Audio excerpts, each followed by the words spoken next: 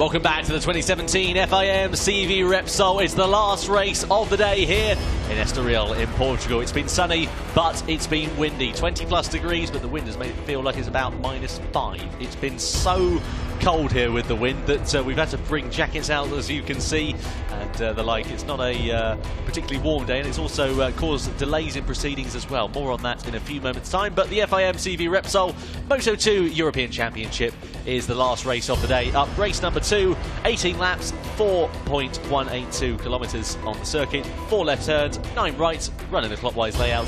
A very exciting circuit and a very exciting race is what we are expecting.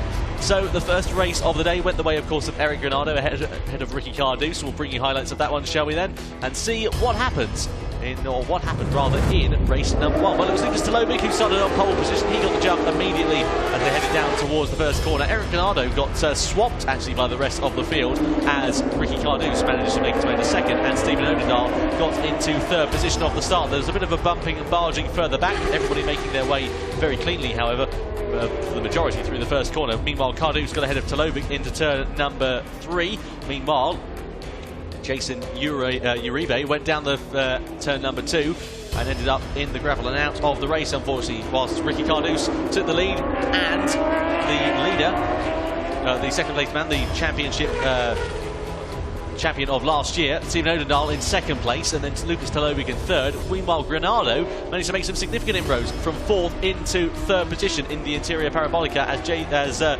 Joe Roberts went down the road at turn number 3 as well, the same place as his teammate, but just a couple of laps later. Whilst Granado and Odin Doyle did some great battles on track, Lucas Tolovic stayed in tow, but Cardew also came under some pressure as well from behind. The trio of riders had a fantastic little scrap on circuit as they went into the right-hander. And then into turn number 3 they went.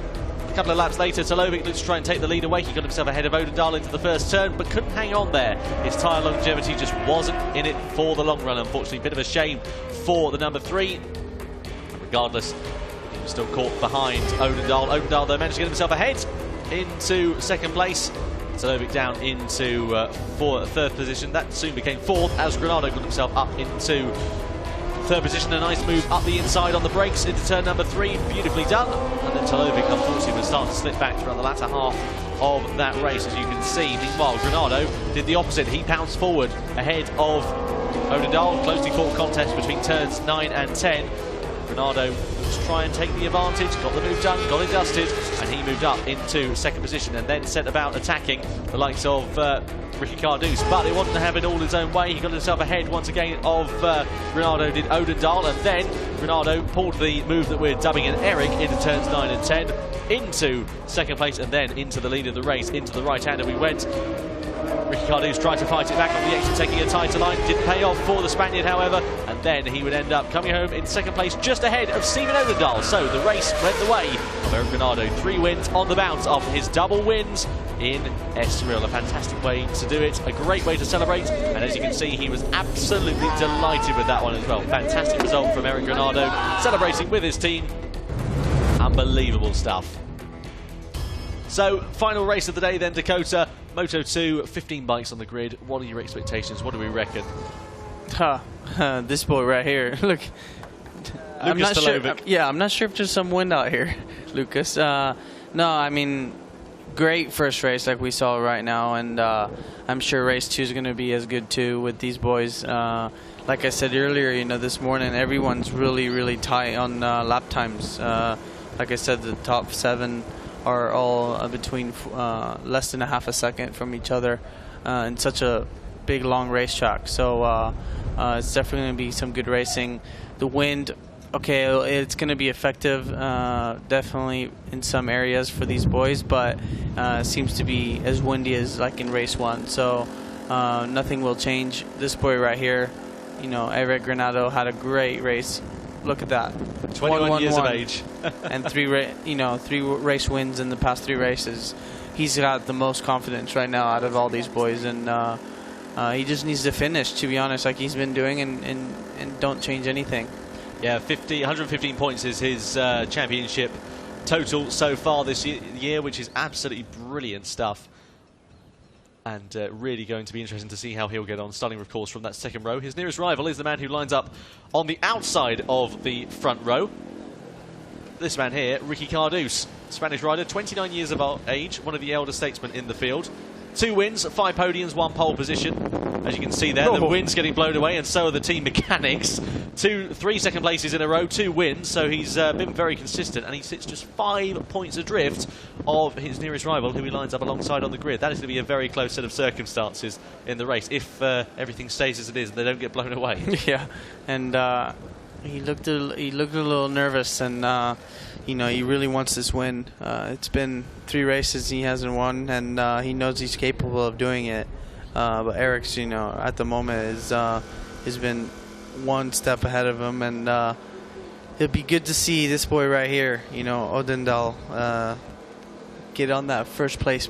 You know, it really would. Yeah, he's looking forward to finally taking that first win, and we say looking forward to finally taking that first win like it's you know, a pre-gone conclusion, but it is really, yeah. In essence, it's going to happen sooner rather than later. It's just a matter of when and not if. The performance that he's been putting in on that bike, and also the performance the team have been putting in as well, has been absolutely meteoric. It's got to happen at some point this year. We're pretty much certain. But yeah, he's capable of doing it, and he knows it. You know, I spoke to him on the podium last race, and he says, I made a couple stupid mistakes that I know I can do better. So, and same with Joe. You know, Joe is capable of doing really well too. Joe Roberts, yeah, 20 years of age he is. He's had a really good start to the championship. I mean, it was difficult in that first race, but he remounted, finished 11th. Yeah, got some points. You know, it's the way to go, and he looks concentrated. He looks like he's in a good mood, which is good. And but that wind does not look like it's in a good mood. No, it does not. So I wouldn't want to be the wind at the moment. If the wind were a thing, I wouldn't want to be it. Regardless, it's going to be a very exciting Moto2 race. Here's Federico Fellini, the teammate to the pole setter of Lukas Tolovic. 22 years of age, Federico, of course, has competed in the World Championship this year. Pretty consistent. Yeah, been doing good. Really good consistency. Inside the top 10. Fantastic stuff. It'll be interesting to see how he gets on. 7th in the championship as well. He's just behind Joe Roberts. So we could see some very interesting set of developments. And just had the tyre allocation through from Dunlop. All riders, as we suspected, on the number 2 front and all on the number 1 rear. So they've gone for the softer compound of rear tyre, effectively, I believe. Yeah, and always the same. You know, everyone picks out always the same tires as each other. So I don't think it's a big factor here in this racetrack this weekend. Some tracks it is, and not here. So this boy right here, Garzo, I hope he can do a bit better, because we all know he's capable, you know, of being in the top 3. Well, we talk about Odin Doyle getting, of course, that first victory that's eluded him this season, but it's only a matter of time, surely, before Garzo does it on the top step. He's been meteorically fast, 19 years of age, 3 podiums, as you can see, and don't forget, this is his first ever year on a 600 machine. He raced in the Moto3 production class in the Junior World Championship last year, made the step up to 600s, and I think pretty much everybody probably written him off before the start of the season. And has already done a wild card in the World Championship. Yeah, and qualified 5th. Yeah, incredible. Exactly. Okay, the conditions were a bit iffy, if you want to call it that, but regardless, that's still a very He still had to do it. Yeah, and even more difficult in the wet in some circumstances as well. Here's Dimas Eki, the Indonesian rider, number 20, 24 years of age. 1 podium he's taken so far this year. That was the first race, of course, in Catalonia, the second round for the Moto2 European Championship. Keep an eye out for him in this race. Didn't have a particularly spectacular race one, but regardless was very consistent inside the top 10. And he could be a bit of a dark horse in this race if they manage to make some changes to those bikes. He's one of the, likewise with Ricky Cardouse, he's one of the older riders in the field, 24 years of age, so he'll be looking to make a step up to the World Championship before too long. And of course, it's a great shop window and a great team that he's part of in terms of the Astra Honda team, with the likes of Nakagami, who might end up in MotoGP next year as well. And we might end up having an opportunity for him to perhaps move up to the World Championship. We never know. Meanwhile, here is David Sanchis's replacement. This is Ivo Paixão, who is on the number 75 on the Easy Race Suter. 20 years of age, the Portuguese rider, 7th in the championship after, 7 points in the championship, 21st in terms of position, after taking 9th in the first race. His first ever appearance in the championship so far this year, so keep an eye out for him, and he could do pretty well. He looks like he's got a good grip on that Suter, by the looks of things. Not doing too badly at all inside the top 10. Be interested to see how he gets on over the course of the 18-lap race for these riders. So just a few moments to go, and then of course the riders will clear, then we'll get this race started very, very shortly as well. And preparations are taking place. Tension is beginning to build here as well. And keep an eye out for this man, Xavier Cardelus. Had a rotten race one, didn't go well at all for him. No, and especially, you know, teammates with Ricky, it must be difficult for him to see his teammate up there all the time. So I'm sure they help each other out during the race weekend. But anyways, this is what's good about having race 2. You know, if you have a bad race in race 1, you always have a second chance of doing better. Exactly, yeah. We're very excited to get this Moto2 race underway. 15 riders on the grid, as we said. We'll run camera's you through really shaky. That running order just now. So here is the grid. Lucas Tolovic, Eric Granado and Ricky Cardelus on row 1. Row 2, Odin Doyle, Roberts and Fellini. Row 3 is Garzo, Eki and Ivo Paisho. Keeping you up. And row number 4, as we head further back in the grid, Xavier Cardelus, Jason Uribe, Hiroki Ono, and then row 5, Mark Luna, Carlos Fidalgo, and then Fidalgo, rather, I apologise, and then Felipe Legallo, the oldest rider in the field, at 59 years of age. 2 stock 600 riders at the rear end of the field. But there's the man who will have the clearest view down towards the first corner. Might have my dad come out and race. Yeah, because he's got a good chance to score in some points. Yeah. Nice idea. That's it. What are you going to get him on, the old 2-stroke? Right? We should get all the old-timers come out here and race. That'd be fantastic. In the stock class. Get Kenny out and, and Wayne Gardner. That would be a show, huh? That would be a show. I'd love to commentate on that. We've got to organise that. Yeah. We've got to do it. Get all the old guys out. Get them in for an amateur race on scooters. That'd be fun. I'd be afraid, though. You know, I guarantee you some crash will happen with them. Yeah, at some point. There's Ricky Cardelus. He lines up on the outside of the first row of the grid. I'm going to put that to Dorna. I reckon we should do something like that. That'd be fun, wouldn't it? That's it. That's going to be the highlight of the day. There is the pole man, Lucas Tolovic, heading off on his warm-up lap, warming up the tyres, warming up the brakes, and getting preparations ready to start the final lap of racing. The final race of the day, rather, I should say. Final lap. That was quick. Yeah, exactly. It was a blitzing race. Now getting that crucial heat into those Dunlop tyres. The wind is howling here at the circuit as well. It's really not very nice out there at all. No, it's definitely not a day to be out and laying out by the beach or or something like that. So anyways, it seems like the wind's not going to pick up more. It seems like it's just going to stay the way it is. And yeah, let's just hope everyone gets through cleanly in the first few laps and see what happens. We will indeed. So there is Odin Doyle, Stephen Odin Doyle, the reigning European champion. He's in second place at the moment in terms of the track position he's on. And of course, he is looking to move up to the World Championship next year with that NTS bike. Poleman Lucas Tolovic just opts to drop back, doing a bit of a Casey Stoner, as it were. That's what Stoner used to do, wasn't he? He used to pull off on the formation lap and let everybody go past and then just be there all on his own, in his own little bubble. And then set about being the last person to the grid as well. So everybody else's tyres had gone cold by the time he made the grid. Yeah, everyone has their own style. You know, you have people that want to run in the front, people that just want to just stay in the middle, and then people that, like you say, like Eric or Stoner, that held on the back and push and by themselves. So, anyways, the most crucial part is you need to get them new tires scrubbed in really well on both sides, because you know, it's most important for the first few laps when you go from the start to pushing 100%. You want them tires really nicely scrubbed in and hot, so you don't crash or anything. And we've seen many times stupid crashes like that, or you haven't warmed up the tires enough, and then you know, silly crash where you just lean over and you just basically lose the front. Well, there is Lucas Tolovic. You can see him working the front brakes, trying to get some temperature into the tires and the brakes.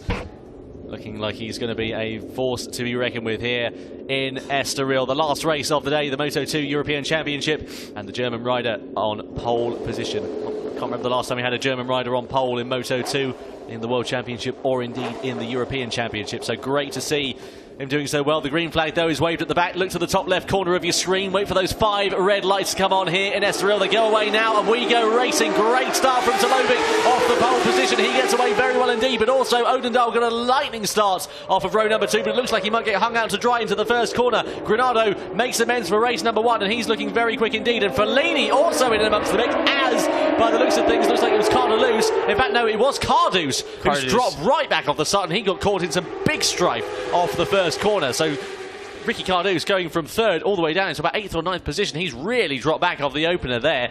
Big drama for those guys. Into the first left-hander we go. Cold part of the tyre for them. Let's make sure they all make it through very cleanly. Here's Ono having a look up the inside of Xavier Cardeloos, not managing to find a way through. That's a bit difficult with the two teammates having very similar names. But meanwhile, Talovic leading the way. He's out in front, already putting a bit of daylight between himself and Stephen Odendal. Then comes Federico Fellini. Fellini having the best run of his season so far. Brilliant job as Dimas Ecki gets the better of Joe Roberts up the inside into turn number 6. The Parabolica interior. Nicely done there from Ecki, but Roberts is going to try and fight it back hard on the brakes into turn number 7. He's up the inside. Nicely done there from Joe Roberts.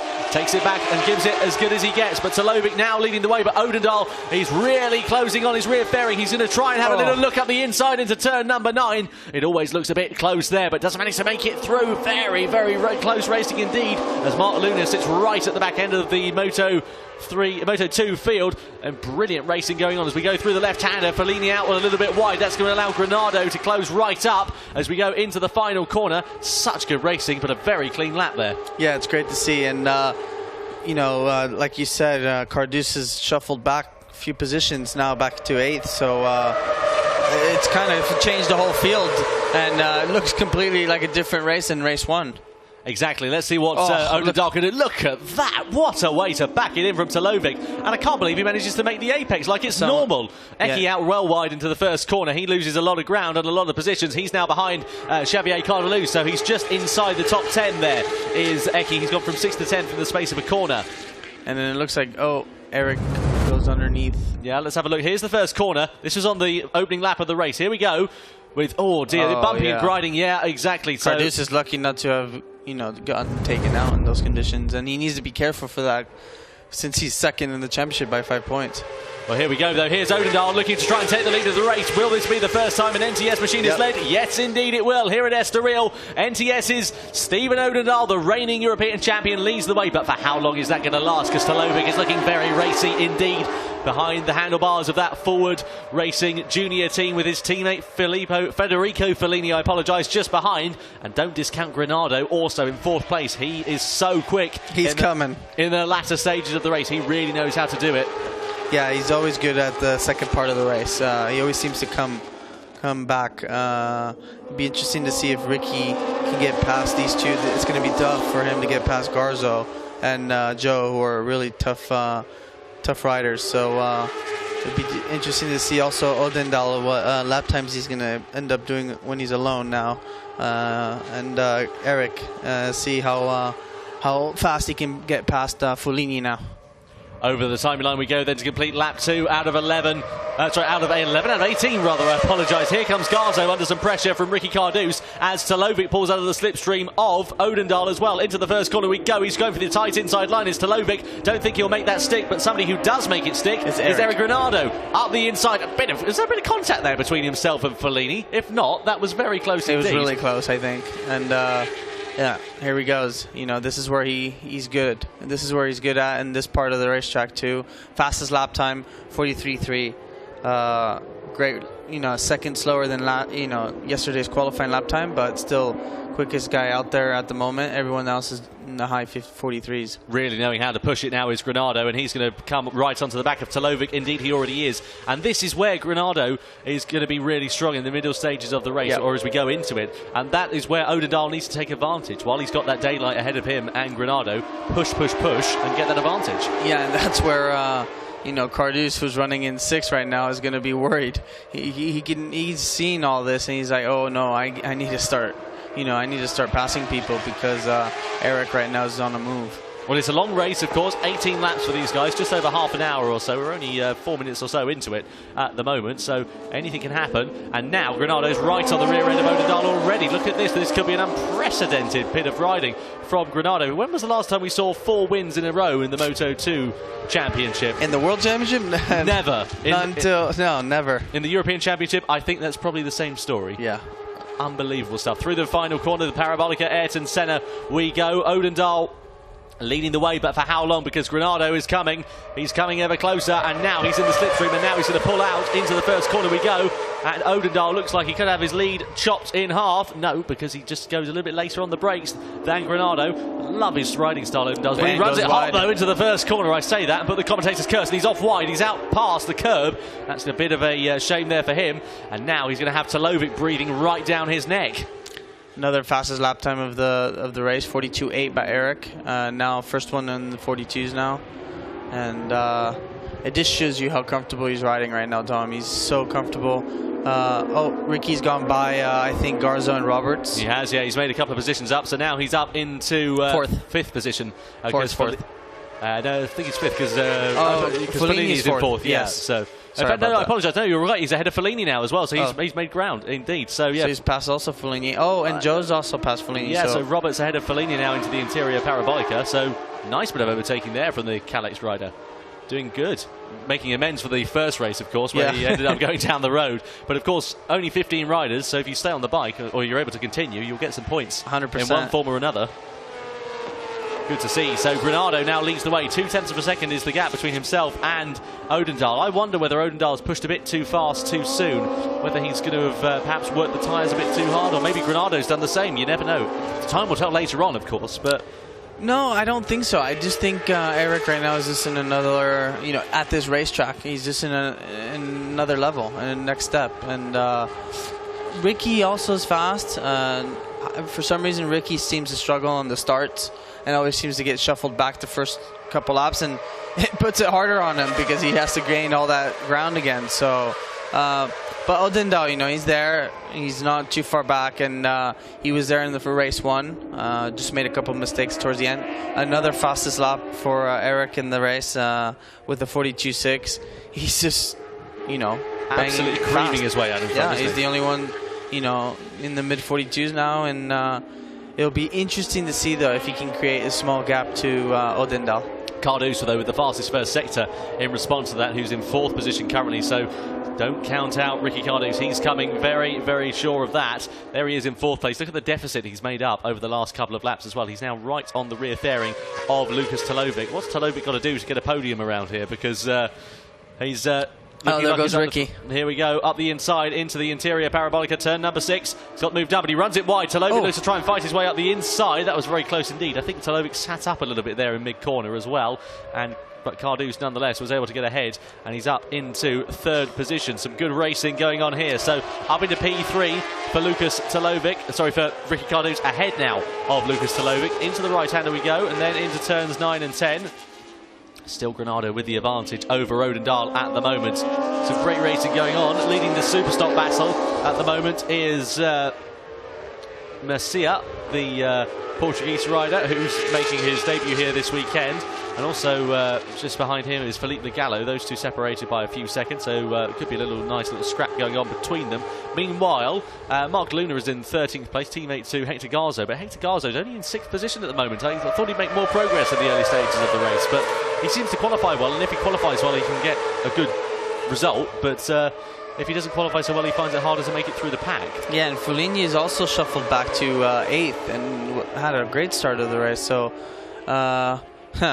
this is where, the most experienced riders start coming, with Ricky doing the fastest lap time of the race with the 42.5 now, and just now right behind Odin Doyle. It'll be interesting to see if and when he'll get past him, and see if he can catch Eric now, because Eric now has a half a second lead.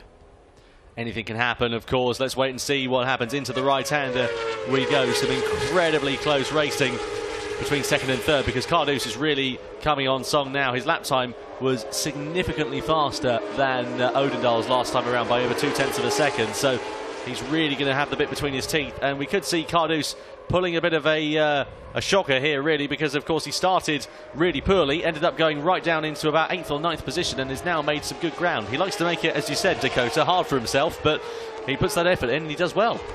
Yeah, I mean, imagine if he just started first and just was first for most of the, for the first few laps. He'd just be, Maybe he does it because he gets bored. Yeah, maybe. Maybe he does. You never know. Hector Garzo there in 6th position. Just behind him is Di Masecki, and just in front of him is Joe Roberts at the moment. Into the right-hander we go. There we go, a bit of a moment there for Eric Granado. The thing I like about Granado as well is his riding is so consistent. He's just able to set lap after lap after lap. Yep, and there's another 42.6. Wow, 42.4. I know, 42.2 by Ricky. Unbelievable stuff. So that's faster than the qualifying. 0.4 of a second quicker, and he's really piling the pressure now on to Odin Doyle. Odin Doyle, no, I don't think he's going to get the first win here if things carry on as they are, but you never know. No, but that's just that's 2/10 quicker than pole position in qualifying for these boys. So he's really he really wants to win this, I think, because especially he lost 5 points in the last race. He can't afford to lose too many more in this race. Yeah, the championship is going to go down to the wire if it carries on as it is. 5 points separating the top two, as we mentioned. At the moment, it is the man leading the way, Granado, with a 5-point advantage over the man in 3rd place, Ricky Cardouse. But that surely is soon to become second. Into the left of turn 6 we go. Incredibly fantastic, wonderful racing taking place between these guys. Down the hill we go, cascading through turn number 7. Odin Doyle with the shoulder out style, not often getting his elbows out or dragging them along the ground. If you compare that to the likes of Granado and even Ricky Cardouse, who lead the way, they're very much more of a knee out or an elbow out sort of style. So really exciting to see. Eric really putting the hammer down, doing a really fast sector 2 time right now. And the problem is Odin was really strong on the brake, so it's going to be difficult for Ricky to pass him. And every lap that goes by, is another gap that he has from them to Eric. Over the timing line we go. Lap 7 out of 18 to become lap 8 out of 18 very, very soon. There we go with the leader. 42.1 from Eric. Unbelievable response from Eric Granado. He's really piling everything he can into that catalyst. Oh, but running wide goes Ricky Cardouse. He's gone well out wide. Is that going to allow him to get ahead of Odin Doyle? Yes, it does. So he's now ahead of Odin Doyle once again. I thought that Odin Doyle might sneak it back up the inside, but he's lost a bit of the advantage that he gained. Now it's going to be interesting to see what Ricky can do alone and see if he can catch Eric with 11 laps to go. I mean, it's possible. And how hard is it when you're running alone? How hard is it when you're running alone, the likes of Granado as well? He's all out there on his own to keep that consistency and that rhythm. It's not easy at all. I mean, this is why we train a lot every day. It's all about focus, consistency, staying, it's a program. You need to just do what you have to do. And this is where, for example, Jorge Lorenzo was incredible at. He would do a race of a 30-lap race and literally be 1 or 2 tenths between each lap. And it's all about focus. Don't think who's behind you. Just race what's in front of you, and that's it. And Eric knows he's fast. Eric doesn't have to worry about who's behind him. And who has to worry is this boy right here. Ricky is, the guy in front of me. He's 1.7 seconds in front of me. He's the one leading this championship. I want to beat him. I want to win. So he's the one who has to be pushing these next few laps. Exactly. Lukas Tolovic there in 4th position as well. He's going to be right on the rear fairing of Odin Doyle before too long. There's only half a second separating them as they came over the line. So I wonder what's happened with Odin Doyle. I mean, in the second race in Valencia last time, he said he had a bit of a duff tyre. So just a tyre that wasn't working, wasn't gripping, just not working at all for him. It might be a similar situation. Similar things have happened. Yeah, I mean, he was 1 second slower than than Eric and Cardouse. So, but like you said, it could be tyre. Because I was speaking to Joe, and Joe was saying that in qualifying, in the second qualifying, he had a really bad tire compared to the first qualifying. So, I mean, that could be a factor. It's happened before. He's running wide in a lot of corners, I see. And Tulovic's right behind him now, so could be a tire issue. And Tulovic would love to take his first podium of the championship. 17 years of age, of course, is Lukas Tolovic. Odin Doyle, a little bit older than that. He's in his 20s, though, is Stephen Odin Doyle, and he knows how to manhandle a motorcycle. Of course, reigning champion. He's been racing in South Africa and doing brilliantly over there on a Yamaha R6. But as we said, be interested to see how he gets on. Just 24 years of age he is, and hopefully going up to the World Championship, where he's had a dabble there before, as Felipe Nagallo just goes through turn 9 and 10. Just behind him is this man here, the leader, Eric Granado, the Brazilian, 21 years old. Ricky's gone 0.3 quicker in sector 2, so he's now 1.3 behind Eric, so he's slowly coming towards him. This will be a very exciting set of circumstances. So let's see what happens then over the next couple of laps. We're going to have to just monitor this very closely. We're at the halfway stage of the race now. Now coming on to lap number 10, and you can see the speed differential between the Moto2 machines and the stock 600 bikes, because Granado passed Felipe Nagallo there like he was sitting still more than anything. So, no, somebody's run way wide at the first corner. Who's that that's gone straight off into the first turn? I'm not sure if it's Tolovic. Yeah, let's have a look. I can't quite see from here. We didn't catch it on screen, but there's Tolovic. You're quite right there. Is that a problem with the bike or something like that? Is he just... He's gone well wide. Obviously, he was battling for the top 4, but it was carrying such speed into there. Yeah, it was unbelievable. I think he went really deep. Maybe he hit a false neutral. We had that with one of the European Talent Cup guys. Yes. Let's have a look, see what happens. Here we go, into the first corner. Keep an eye out, background of his shot. He looks to go up the inside of... Oh my goodness, nearly lost the front end. Is that a mechanical? Because there's something smoking from the rear as well. No, he got way too hard on the front brake, and the rear wheel came up, but... You know, his riding style, backing it in so much, when the rear wheel came down, the bike was a little bit sideways, and it kicked him, kicked him hard. How lucky was he to hold on to that? That's incredible. You don't have many small crashes here at Estoril, and you certainly don't manage to hold it on to the first corner if you're lucky. Unbelievable stuff. There is Eric Granado in the number 51, but catching him lap after lap. It's come down by 0.2 of a second on this lap. Ricky Cardouse on the number 88 is really piling on that pressure now. Lap 10 out of 18 we are on.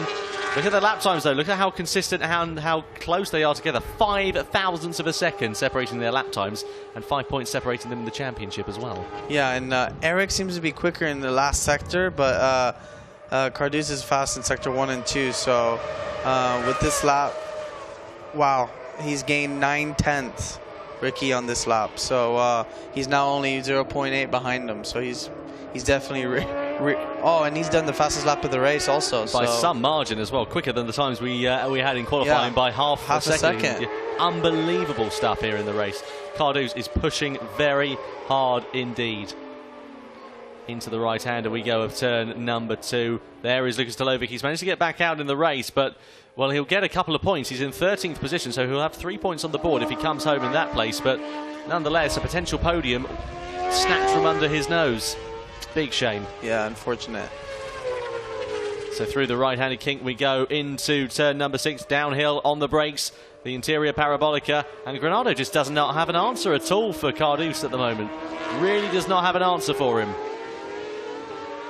No, Cardouse is slow. In those situations now, when you're 0.8 behind a rider, it's a lot easier to catch him, But I must say, Cardouse was 2 seconds behind, and that's when it's difficult to focus and bang lap times like he is doing now. Doing the fastest lap time of the weekend after 11 laps after the start of the race. Incredible stuff. Through the parabolica we'll go in just a couple of moments' time, and he's really bucking and weaving and moving that bike all over the place. Is Ricky Cardouse looking real good out there on track. Is the 29-year-old near Barcelona in Spain is where he was born. And what a championship he's doing. Of course, he's been riding, as we said earlier on this season, with the KTM factory team, and now he's changed over to the Styler bike outfit in the European Championship, and look at what he's doing. Second in the last few races, and now he is on course for the victory if he's able to demote Granado down a position. Oh, runs wide a bit. A little bit wide into turn 2. Yeah, it'd be interesting to see now, after pushing hard these past laps, if those tires stay okay for the next laps, for the final laps of this race. It's going to be interesting to find out. So 6 laps now remaining, or 5.5, as we go through the right-hander and head into turn number 6. A great race also for Dimas Eki as well. He's recovered well after he ended up going wide. He was 6th before he went wide, and he's recovered up into 6th position. So the Indonesian rider in 6th place, inside the top 10. Good result for him. And also Federico Fellini as well. He's 7th place at the moment, just ahead of Xavier Cardelus. So not bad races for those guys, and also Ono as well. Joe's only a half a second behind Odin Doyle and is running a half a second quicker each lap from him. So for that 3rd place position. So I want to know what they're going to be saying after that as well, because of course it's his old team that'll be passing him as well. Be interesting to find out. But yeah, Odin Doyle, as you said, really seems to be struggling in the latter half of this race. It could be tyres, it could be setup, it could be a mixture of different things. Something just not clicking with him or the bike or something like that. But and now he's right behind him. Yeah, he's really closing up. That's going to be an intense battle for the final spot on the podium between Odin Doyle and Roberts. Over the timing line we go. Here we go. Here we are. He's already ahead out of the final corner. So Joe Roberts into the final podium position. Nothing Odin Doyle could do. And also the lead of the race changing as well, as Cardews went up the inside of Granado into the first corner. Did he make it stick? Look at that from Joe Roberts. You don't see him squirreling like that, fishtailing all over the place. Look at the way Odin Doyle's riding as well. He looks like he's just not got any grip at all on the rear. No, you were right. You know, at the beginning he said it could be a tire issue, and it does look like it. It looks like he's got some rear grip problems, and there's not much he can do now, you know, than just settle and try to do the best he can. Well, Cardews didn't manage to get himself ahead of Granado at the moment. They come down into turn 6. We could see an opportunity being presented here, but he thinks better of it now, does Cardews. He knows where to pounce, he knows where to overtake, and that start-finish straight is going to be the easiest place to get a position made. Oh, mind you, look at that from Granado as well, really bumping it over the curbs. Such good riding from the Brazilian, and such good riding for Cardews as well. And again, consistency is the key with Ricky Cardews as well. His lap times have been amazing. Yeah, he's been really consistent. As soon as he, had an open track by himself, as soon as he got past Odin Doyle at the beginning of this race, he started doing his lap time, started focusing, and basically has been doing this, mid 42s every lap, and has gained that 2-second gap to Eric. So through the right-hander we go, the Parabolica Ayrton Senna. Lovely bit of riding there from Eric Granado over those curbs. And over the timeline we go. In tow of him is Ricky Cardews. Will Cardews think about a move into the first corner? No, not quite close enough on this occasion at the moment. Meanwhile, Joe Roberts and Odin Doyle still close behind. Here we go. This is the battle for the final spot on the rostrum. Into turn 1 we go, and Roberts running a little bit wide through there, but nonetheless Odin Doyle really closing right up on the back of him, and he's going to have to be careful, Odin Doyle, as well, because it's not a foregone conclusion that he'll finish 4th. He might end up getting hounded by Eki and Garzo. Yeah, they're coming fast too, and they're doing low 43s compared to 43 mids from Odin Doyle. So like you said, this could be a four rider chance for that 3rd place podium. Here we go, though, with the lead of the race. It's all going to set to be changing very soon. This is the thing, though, with Cardews, is he just looks like he's going to try and overtake you, and then at the last opportunity, he backs out of it. Yeah, it could be his riding style with his leg, hanging out. It looks like when he puts his leg out, he's actually really breaking deep. He's going to pass him. But at the moment, I think he's being smart, just like he did in Barcelona, seeing what Eric has.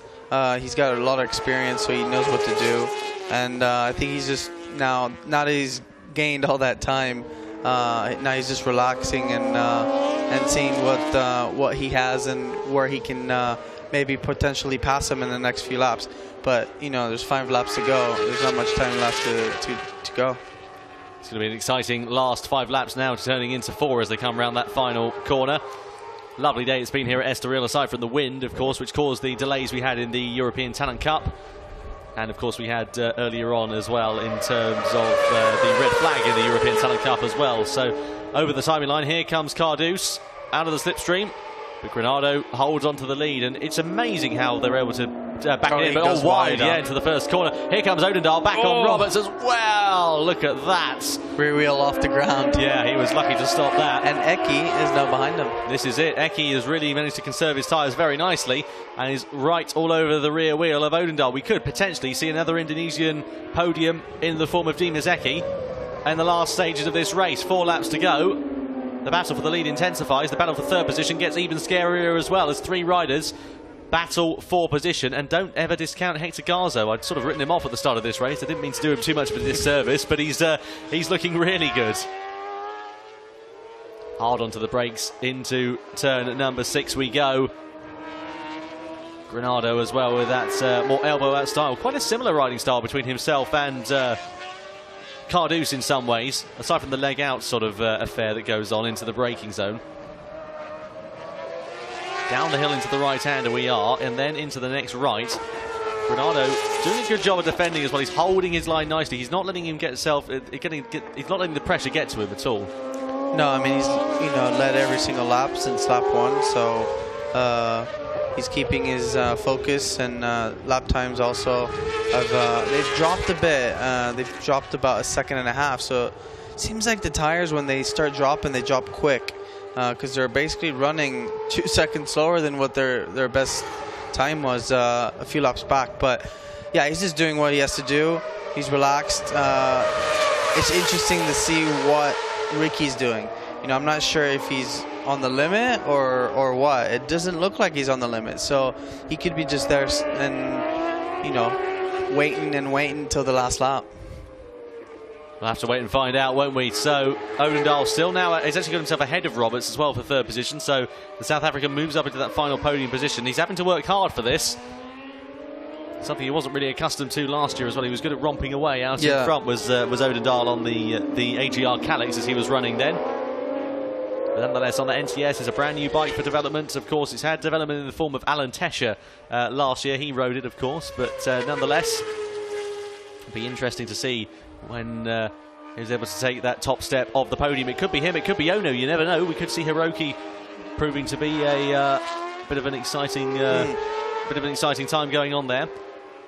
Of course, because we race in Spain so much, we don't really get many wet races, of course, and that's where Ono is generally one of the riders that comes to the forefront in terms of the wet conditions. He's so quick out there on track in the wet. That's why a lot of people race in Spain as well. The weather's just so much nicer, isn't it? Book a track day in the UK to go and... That's why people come into holidays. Exactly. Nobody wants to go to holiday on England. But no, don't say that. We all love a bit of London. Come on. Exactly. No, I like the UK. I'm from the UK. I've got to like it, haven't I? Through the right-hander we go with Eric Granado. He's used to Sunshine, C, and whatever else begins with S. Meanwhile, Ricky Cardo is very close behind.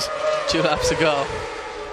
I'm excited for this. It's going to be a close, tantalising battle to the finish, isn't it? Over the timing line we go. Will Cardouse think about pulling his ace card now? He goes onto the brakes. He's up the inside. Here we go with Cardouse. Hard, but he runs Granado out wide. Granado tried to turn into a gap that wasn't there. At least he managed to get it turned in at all. And now Cardouse hits the front. Is he going to pounce before the end, or will we see retaliation from Granado? He's going defensive, though, into the right-hander, isn't he? Look at that, such incredibly close racing between these guys. Into the right we go, then into the left. And now the battle for the final podium position also becomes very paramount as well. Don't forget, of course, this is for the championship. The 2 championship protagonists in the form of Eric Granado and Ricky Cardouse, albeit in reverse order, now leading that way. So Cardouse with the advantage at the moment, Granado in second, and there's 5 points separating them going into this race. What will the advantage be? Look at the way they're backing it in, almost speedway style into there, isn't it? It's beautiful. Yeah, like you just said, speedway dirt track style. So there's a lap rider coming up. Hopefully he gets out of the way and doesn't disturb these two. Be an exciting climax to the race. So now over halfway through this lap, so 1.5 laps remaining into turns 9 and 10. Maybe thinking about a bit of a move. Tight, very defensive, very defensive. So that's going to looks like the last lap. Exactly. It's going to compromise his exit, though, because this is where Granado surely is going to get the better exit, because he had a more sweeping line through there, as Felipe Gallo just gets himself out of the way once again. Through into the final corner we go, and this is where Granado needs to have the best exit now. I don't think he has enough ground like in the European Talent Cup to get him before the line. but this is definitely where he's stronger, and he needs to play his cards right now and try to get him underneath as soon as possible.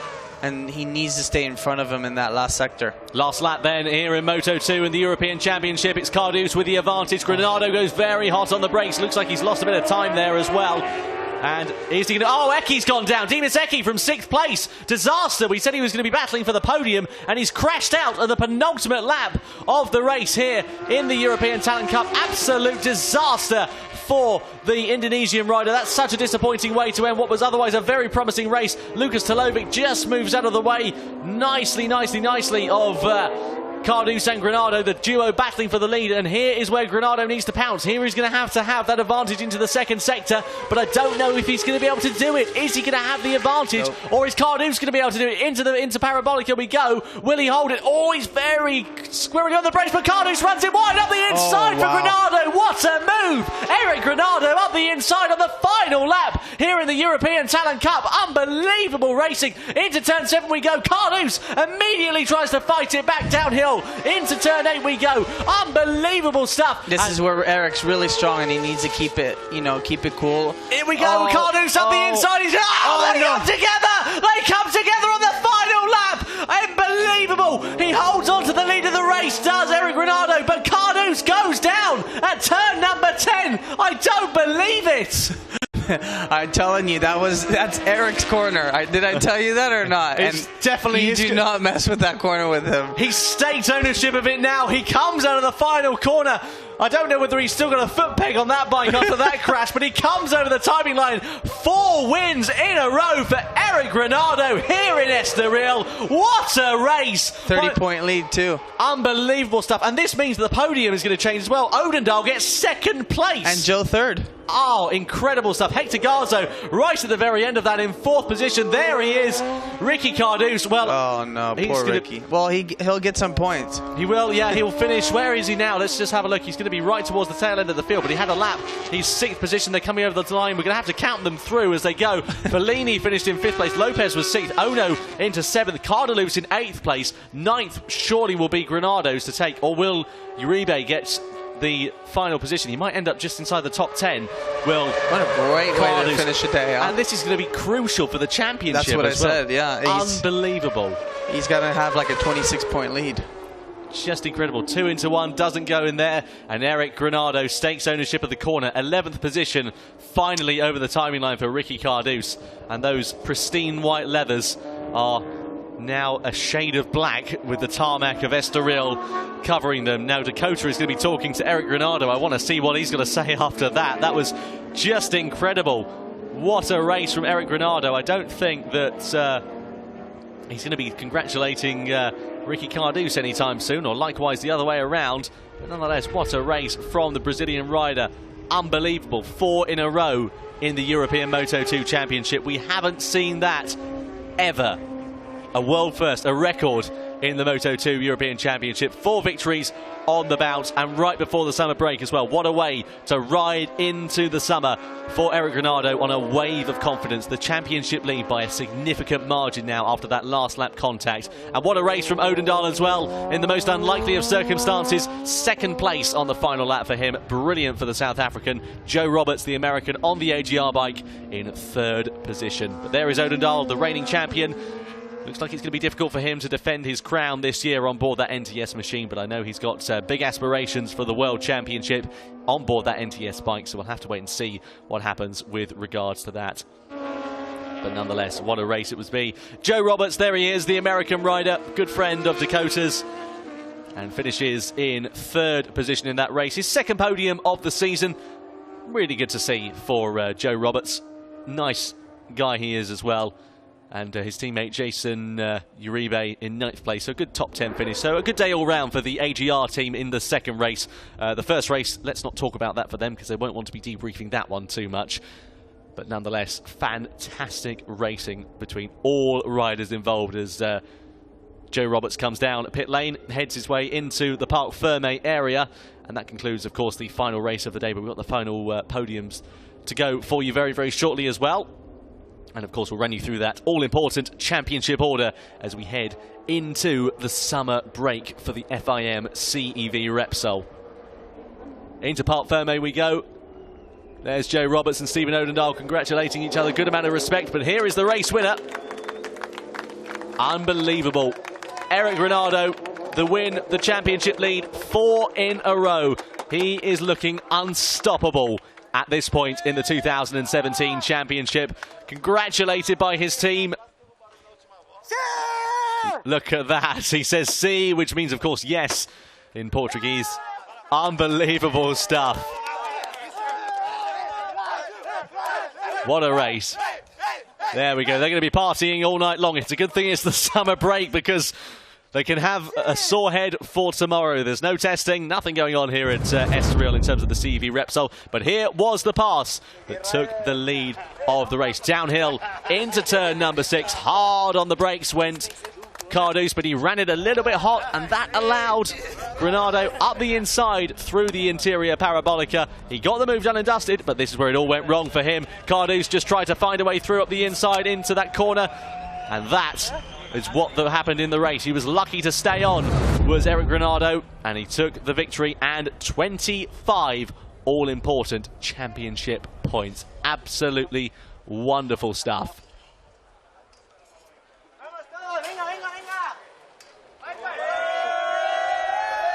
Some good congratulations taking place inside Parc Ferme. And we'll be talking to the winner, Eric Granado, in just a few moments' time. But what a race that was. We'll give you highlights, of course, of that action just before the podium as well. The fans have enjoyed their day. We've enjoyed the day here in the commentary box. It's been a superb amount of action for the racing here in Estoril. What a way to make our debut in the championship. Such stunning racing, stunning scenery, and a stunning circuit as well. Has been absolutely wonderful. So the 3 bikes then in Parc Ferme for the last time today before the summer break. So you can see Odin Doyle there with his his white leathers on. And now let's go down to Parc Ferme to talk to Eric Granado. Oh, crazy last lap. He went underneath you a little bit tight there, but anyways, luckily you got saved. You must be happy with that. Yeah, well, it was a very hard race. I think it's more difficult going in the front and push and push. In the first race, I was all the time behind. I pushed my 100%. I opened a little gap, but I think Ricky had a better pace than me. And he catch me. I was calm. I knew that the last laps I could do a little bit better. And when he passed me, I studied very well where I could pass. And I saw that he was a little bit on the limit in the braking zone. And the wind was very, very high today. So I passed him. I knew that he would try in the chicane. I entered close, and I said, if he try, we go out the track. And he tried, but finally I could save. I went to the out of the track, but finally finished in the first position. 4th race in a row. It's amazing. Very happy. Now in your language, please. Estou muito feliz. Foi uma corrida muito mais difícil que a primeira. Puxar o pelotão é bem mais cansativo do que ir o tempo inteiro atrás, mas eu puxei o máximo que eu pude, abri uma pequena vantagem e no final o Rick tinha um ritmo melhor que o meu, ele veio me buscando e chegou em mim, mas eu sabia que no final eu poderia ter um pouquinho ainda para dar, e quando ele me passou eu estudei ao máximo onde eu poderia passar ele acabou abrindo um pouco a trajetória, eu passei e na última chicane eu tinha certeza que ele ia tentar. E entrei mais fechado, ainda assim ele tentou, a gente teve um toque e graças a Deus eu consegui passar por fora da pista, mas consegui terminar a prova em primeiro e 4 corridas seguidas, primeira posição é muito gratificante. Valeu! Wonderful stuff from Eric Granado. Here's some highlights of the race. It was Lukas Tolovic who was on pole position. Of course, with the grid being as it was for the first race, he led the way in towards the first corner. Great start from Eric Granado, also from Stephen Odin Doyle, and likewise Federico Bellini. There was some argy-bargy as Ricky Cardus lost out in the opening few laps and ended up way down the order in about 9th or 10th position. Everybody made it, though, very cleanly through the opening couple of corners and the opening couple of laps as Tolovic's lead came under pressure from Stephen Odin Doyle. Odin Doyle managed to get himself ahead, up into the lead of the race. And it looked like he would be on course to take his first win for the NTS machine. However, Eric Granado made some good road as well. He managed to get himself up the inside of Lukas Tolovic into turn number 6, and then he would set about getting ahead of Stephen Odin Doyle. Odin Doyle ran it a bit wide, and that was all the invitation Granado needed to find his way back through. Nicely overtaken from the Brazilian rider. However, then came Ricky Cardouse. Hard on the brakes, he went up into third place ahead of Lucas Stolovic. Into turn 6, the interior parabolica, sat up Stolovic through there. And into the chicane of turns 9 and 10 we go. And then he tried to get himself ahead of Stephen Odin Doyle. He pulled the slipstream down the straight, pulled to the inside, and managed to get himself up into second place. And then set his sights on the man in the lead, Eric Granado. What a race it turned out to be. He ran it a bit hot though into that corner, and managed to hold on to the position, however, and cut just in front of Odin Doyle. Unbelievable riding there. And Cardouse looking like a force to be reckoned with. The latter half of the race was incredible. He was so quick and so consistent. Meanwhile, Joe Roberts also made some good ground as well. He was up in the podium battle against Odin Doyle. Meanwhile, hard on the brakes, we went into the first corner as Lucas Stolovic locked up the front end. All went wrong for him. He was very lucky to hold on, and he came home very lowly, 12th position. It all went wrong. A very nice save from him. The team weren't too pleased about that, as you can begin to imagine, but nonetheless, the most important thing was that he was okay. Meanwhile, over the timeline we go. Granado versus Cardouse. Hard on the brakes into the first corner. Cardouse pulled his ace card just a couple of laps before the end, sat up Granado, and then it looked like it would be a non-stop battle to the line between the duo. Meanwhile, Dimaseki went down on the penultimate lap. Disaster for the Indonesian. He'd been sitting as high as 6th position so far in that race. But hard onto the brakes we went on the final lap as Cardouse ran it wide into turn number 6. That allowed Granado to get his way back through. And then in sheer desperation, up the inside went Cardouse, but took off more than he could chew, very tight on the inside. And then he went down the road, leaving Granado to pick up the pieces and take his 4th win in a row in 2017. The first time ever that has happened in the Moto2 European Championship. And now he leads the way by a comfortable margin in the championship as we head into the summer break. There comes Cardouse over the timing line. He was a dejected 11th place. The man who was over the moon was this guy, Eric Granado, 21 years of age, and surely a champion of the future. What a race, Dakota. What a race. That just shows you anything could be, anything could happen. And Eric's actually lucky, Roberts and Odin Doyle were not right back. Did Roberts get second? Or is it? I think it might have been amended. No, it's been amended on the timing screens. Yeah, that's what I thought, because I saw him in third there. But no, it's good to see an American up there again. But yeah, anything could happen, and they're lucky that Odin Doyle and Roberts were quite far back, because Eric lost some time going straight, and he was lucky, really lucky, not to be collected actually. Absolutely. What a race. There's the man who finished, of course, in the super stock class. Mercier, Carlos Mercier in the lead, so 2 wins for him in the Super Stock 600 class. Then comes the third place man being presented with his podium, which is Joe Roberts for the AGR team. Great race for him. Nicely done for the American rider. When have we ever seen an American, Brazilian, and a South African? Sounds like the start to a bad joke there, doesn't it? But it's something we haven't seen for a long time, if ever, yeah. Unbelievable stuff. And then the race winner, Eric Granado for the Promo Racing Honda team, presented with his winner's trophy by the Road Racing Commission chairman. For the FIM, lovely stuff for him. Shades are on as well, you can't say you blame him. And another fuel card as well, so he's going to have more fuel than he knows what to do with. Perfect, I might ask for one. Yeah, why not? Try getting that checked through the door. Anyway, now it's time for the Brazilian national anthem.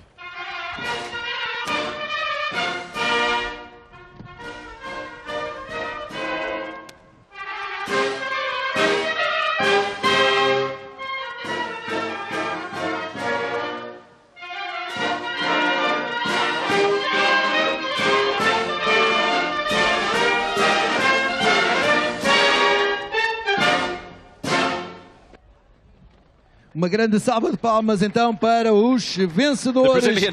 Os primeiros classificados desta segunda corrida, Campeonato Europeu Moto2 no, it was the best place where he cut it as well, because it was right before the end. Para os melhores.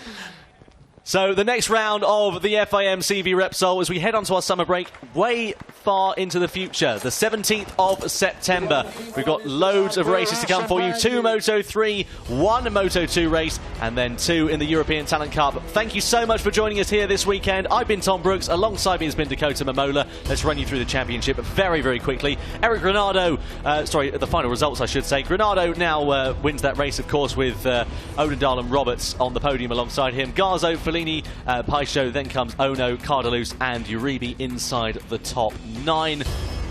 Great race for all involved. And then just towards the tail end of the field, Luna, Cardus, well, what can you say about him? A bit of a shame to end his race in that way and go into the summer break on a bit of a downward spiral. But that's the way it goes. Here is the championship then as we head into the summer break. Should we wait and see what happens? Yes, let's go. So the championship standings for the going into the summer break. Eric Granado now has a race victories advantage, 25 points over Ricky Cardus. Odin Doyle in 3rd place on 39 points adrift. Then comes Hector Garzo in 4th. Joe Roberts in 5th place with that brilliant podium. Fellini in 6th. Eki after that DNF in 7th place. Just outside the top 10, Hafiz Siren. Of course, he hasn't competed since the opening round of the championship in Albacete, Oscar Gutierrez, Mark Luna, Jason Uribe and Marcel Brenner inside the top 15. Augusto Fernandez also, of course, not competing here in the championship as well. Further down the order, the likes of Collas Fidalgo, of course, with those 2 wins in the Stock 600 class. He leads the stock battle in 22nd place overall in the championship. So a great way to go into the summer break for the FIM CEV Repsol. My name has been Tom Brooks. Alongside me has been Dakota Momola. We thank you so much for joining us over the course of this weekend. It's been a sincere pleasure. As the graphic at the bottom of your screen says, the Circuit of Jerez hosts the 6th round of the championship on the 17th of September. Have a great time. Have a great break. See you soon.